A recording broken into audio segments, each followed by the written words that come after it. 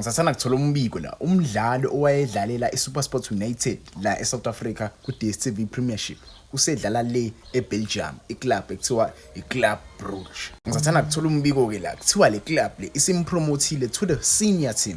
Ubedlala kwi-second team and kule second team le ubesebenze kakhulu yabo usenze 13 appearances in the second team and he scored 6 goals and made 2 assists. Yebo kuyakukhombisa impela ukuthi lo mshana lo mfana lo uShandra Campbell the South African teenager una 19 years old. Yabo wenza kahle phesheya. Wenza kahle. I feel like ithuba elihle leli for uShandra Campbell ukuthi afike kwi-senior team. Afike kwi-senior team azenzele kahle. Afike enze kahle kwi-senior team because right now i-senior team idlala ku-Champions League. Uzofika lapho umjida ayi-advertise as a South African player. As a South African player azobona ama-teams ase-Europe ukuthi no man. There are many talented youngsters eSouth Africa. Mase beyafika bezo-scout.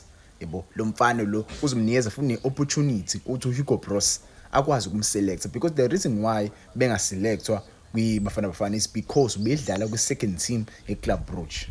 Ubedlala kwi-second team eClub Brugge, but right now the boy will get i-chance ukuthi i-represent iBafana kwi-AFCON.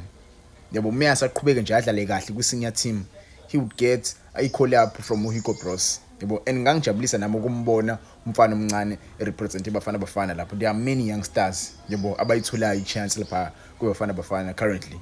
Yebo, there are many youngsters. So naye as a youngster ubengayitholi leyo opportunity because ubedlala kwi-second team. But right now njoba ezothola nje i-promotion.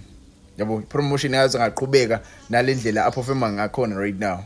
Yebo, kuyangijabulisa impela ukubona abafana abancane benza kanje. Ubona abafana abancane beqhubeka benza kahle. Yebo, ungangitshela wona ama comments ukuthi uzizwa kanjani ngalolu daba lolu. Yebo.